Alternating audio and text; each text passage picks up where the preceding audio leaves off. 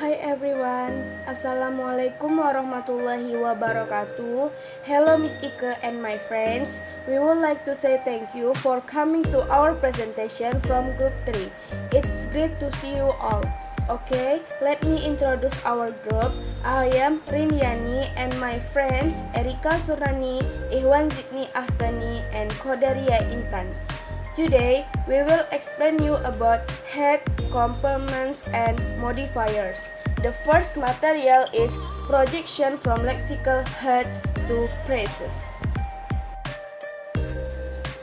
As we have seen in the previous chapter, there are syntactic categories NP, AP, VP, PP, and others, and grammatical function, subject, complements, and modifiers. Jadi, kategori sintaktis memainkan peran penting dalam analisis kalimat bahasa Inggris, dan fungsi tata bahasa bentuk dari setiap konstituen bergantung pada di mana hal itu terjadi atau dengan apa gabungannya. Next, internal versus external syntax. Internal syntax deal with how a given phrase itself is constructed in a well-formed manner, and external syntax is concerned with how a phrase can be used in a large construction. Jadi, sintaks internal berkaitan dengan bagaimana frase tertentu itu sendiri dibangun dengan cara yang terbentuk dengan baik. Sedangkan sintaks eksternal berkaitan dengan bagaimana sebuah frase dapat digunakan dalam sebuah konstruksi yang lebih besar. Teman-teman bisa melihat contoh di bawah. Internal syntax. The correct is John put his coat under the bathtub. Why is only acceptable? Mengapa pada kalimat terakhir dari contoh yang di atas yang dapat diterima? Sederhananya, karena hanya memenuhi kondisi bahwa kata kerja put memilih NP dan PP sebagai pelengkap dan menggabungkannya mereka di VP. Persyaratan kombinasi ini dimulai dari properti internal atau disebut dengan leksikal dari kata kerja put dan tidak terkait dengan properti eksternal apapun dari VP. Next is external syntax. External syntax is concerned with the external environment in which a phrase occurs. Meanwhile, the well-formed VP in E can be unacceptable depending on external context. Sintaks eksternal berkaitan dengan lingkungan eksternal di mana frase muncul. Sementara itu, di VP yang terbentuk dengan baik pada kalimat akhir tidak dapat diterima, bergantung pada konteks eksternalnya. Ada contoh di bawah ini yaitu the king kept put his coat under the bathtub and the king kept putting his coat under the bathtub. VP meletakkan put his coat under the bathtub adalah frase yang terbentuk dengan baik, tetapi tidak dapat terjadi pada kalimat A karena ini bukan lingkungan di mana VP yang terbatas terjadi. Artinya, verb put membutuhkan kehadiran VP gerundive seperti putting his coat under the bathtub, dan karena itu memaksakan batasan pada eksternal dari VP eyes. Next is head. One important property we observe in English phrase internal syntax is that in building up any phrase, there is one obligatory essential element in each phrase. Maksudnya, dalam membangun frasa apapun, setiap frase memiliki satu elemen penting, seperti yang ditunjukkan pada diagram di bawah ini. Maksud dari diagram ini ialah head adalah sebuah elemen leksikal atau frasa yang penting dalam membentuk sebuah frase. Maksudnya, dari contoh diagram di atas, yaitu head dari sebuah noun phrase adalah noun, head dari sebuah verb phrase adalah verbs, and head dari sebuah adjective phrase adalah adjective. Headness and complement. Gagasan tentang head memainkan peran penting dalam tata bahasa. Misalnya, pada contoh kata kerja put berfungsi sebagai head verb phrase, menentukan apa yang harus digabungkan dengan dua komplement, yaitu noun phrase dan preposition phrase. For example, in deciding the types of complement, for example, point 5, that define the night in the exercise. The night hall require a noun phrase object. And next point 6, the teacher handed the student a book. Handed require to noun phrase complement. Handed membutuhkan dua pelengkap noun phrase dalam penggunaan. Properti dari kata kerja head itu sendiri menentukan jenis elemen apa yang akan digabungkan dengannya. Elemen-elemen yang harus digabungkan dengan kata kerja head disebut pelengkap. Komplement termasuk objek langsung, objek tidak langsung, komplement predikatif. Karena semua ini berpotensi dibutuhkan oleh beberapa kata kerja atau lainnya. Properti head menjadi properti dari keseluruhan frasa. Seperti contoh, in point deciding the property of the whole phrase. For example, point 7, they want to lead the meeting. And example in point 8, the senator know that the president is telling a lie. Contoh dalam 7b dan 8b tidak dapat diterima karena tidak adanya head yang diperlukan. Contoh yang tidak dapat diterima tidak memiliki verb phrase terbatas sebagai bagian dari tanda kurung. Tetapi kita tahu bahwa kalimat bahasa Inggris memerlukan verb phrase terbatas sebagai konstituen langsungnya. English declarative sentence rule. Each declarative sentence must contain a finite verb phrase.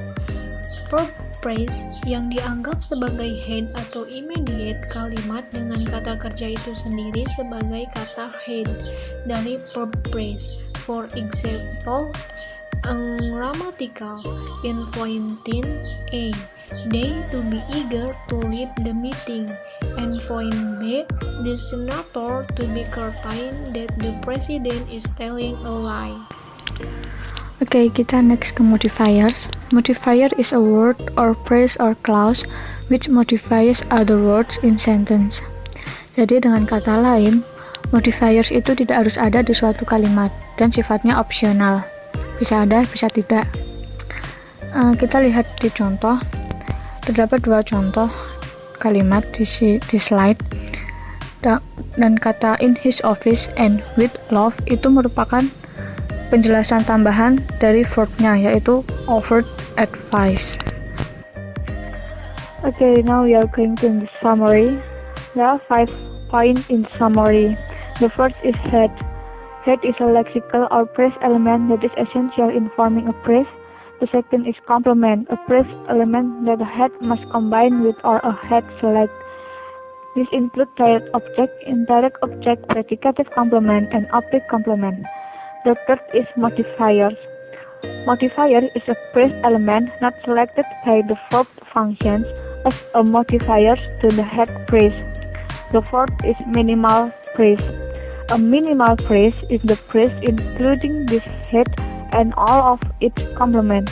And the last is maximal phrase. A XP, VP, NP, or AP that includes complements as well as modifiers. Oke, kita lanjut ke differences between complements and modifiers. Terdapat beberapa tes untuk menentukan apakah frasa tersebut masuk ke complements atau modifiers. The first test is obligatoriness, which is complements are strictly required atau sangat dibutuhkan in phrase, whereas modifiers are not or optional. Sebagai contoh di 13a, John played game behind the garage. Situ John sebagai noun phrase and placed game behind the garage is predicate phrase, dimana behind the garage sebagai complement yang harus ada. Sedangkan untuk pada modifiers, pada kalimat John deposited some money in the bank on Friday. Kalimat on Friday di sini merupakan modifiers yang tidak harus ada, karena kalau tidak ada on Friday itu udah bisa jadi kalimat yang benar. The second test is elaborability, which is modifiers can occur with the same head, but in complement it is impossible. Kita lihat pada contoh di slide. Pada 17a, kata on humans itu sebagai komplement, dan pada predikat phrase yang sama, yaitu on natural causes and cannot co-occur, so tidak terjadi bersamaan. Sedangkan pada 17b, kata in Seoul itu sebagai modifiers dan dapat terjadi pada predikat phrase yang sama, yaitu in the lobby of the Lotte Hotel. And the third test is do-so test. We can use do the same thing to avoid repetitions of an identical for phrase expressions, yaitu dengan cara melakukan hal yang sama untuk menghindari pengulangan dari ekspresi verb phrase yang identik. Kita lihat di slide do-so test nomor kalimat 18b. Pada kalimat John deposited some money in the checking account on Friday and Mary did the same thing too. Dari contoh, verb phrase-nya yaitu did the same thing itu dapat replace kata deposited some money in the checking account. Sedangkan pada kata on Friday itu masuk ke modifiers. And the last test is constants of semantic contribution. Di sini modifiers itu bisa berdampingan dengan rentang yang relatif luas, sedangkan komplement itu terbatas. Kita lihat contoh pada kalimat 23a. Kim camps on the hill. Kalimat on the hill is independent of the head. Dengan kata lain, independent itu tidak bergantung kepada head-nya. Sedangkan pada contoh kalimat 24a, Kim depends or relies on Sandy. Kata on Sandy itu dependent on the head atau bergantung kepada head-nya, yaitu Kim. Okay, we're going to the next slide is structural difference. Complements combined with a lexical head, not a phrase, whereas modifiers combined with a phrase. Dengan kata lain, komplement itu harus digabungkan dengan head lexikalnya, sedangkan modifiers itu digabungkan dengan frasanya atau kalimatnya, seperti dilihat pada gambar di slide. The next slide is structure contrast. Terdapat dua gambar diagram di situ. Perbedaan struktural antara complement and modifiers itu memberikan penjelasan yang jelas pada do-so test, yang mana di slide di gambar pertama, diagram pertama, kata it itu hanya membutuhkan verb phrase sebagai pelengkap. Sedangkan pada diagram kedua, diagram B, kata put itu mengambil pelengkap non phrase dan predikat phrase, dimana non phrase itu the money dan predikat phrase-nya in the room. PS rules number 29. A. To make a subject, there must be a noun phrase or verb phrase. Then to make a noun phrase, there must be determined an adjective or phrase. plus noun. C. To make a verb phrase, there must be a verb as a noun phrase or verb phrase. D. To make a verb phrase, must there is a verb or noun phrase or adverb phrase. E. To make a verb phrase, there must be a verb or noun phrase or noun phrase. F. To make a verb phrase, there must be a verb and subject. G. To make a verb phrase, there must be an adverb and a verb phrase. H. To make a preposition phrase, there must be a phrase and noun phrase. Then, to make a verb phrase, there must be an adverb and a verb phrase. 2 problems. Endocentricity. Number 30. A. To make a verb phrase, there must be a phrase or noun phrase. And then B. To make a noun phrase, there must be a preposition phrase and a subject. And then we go to redundancy. Number 31. A. The problem disappeared, the accusation. B. The problem disappeared. Number 32. A. The defendant denied. B. The defendant denied the accusation. Number 33. A. The boy gave the ball. The boy gave the bull. And then B. The boy gave the baby the book. Noun phrase versus subject. For the diagram, you can see and understand diagram below. Schema. For the diagram, you can see below number 45.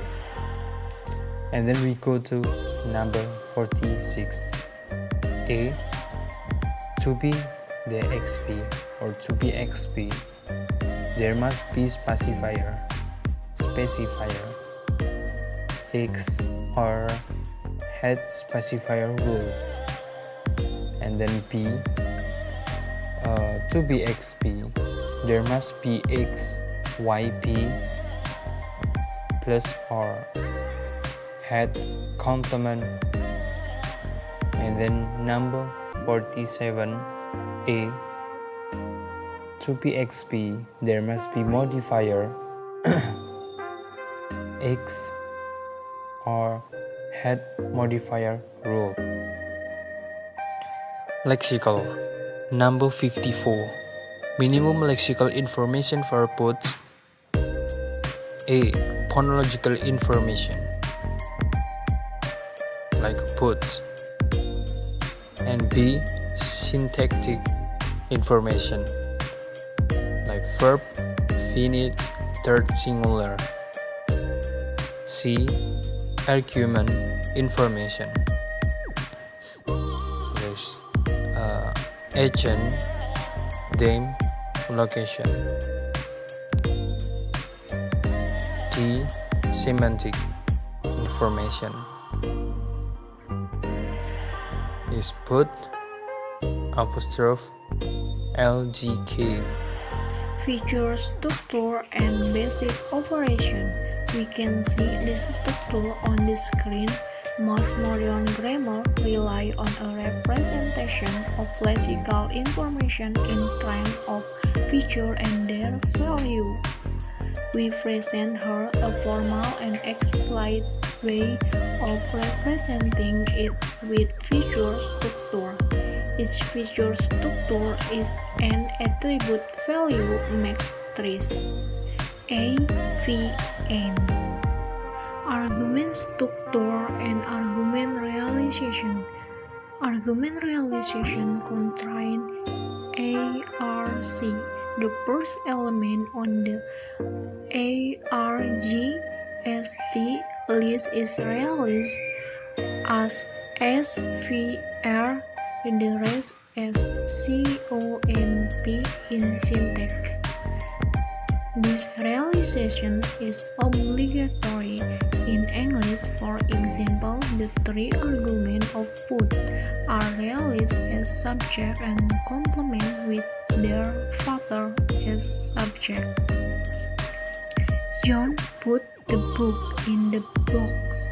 John put in the box. In the box put John the book. The book put John in the box.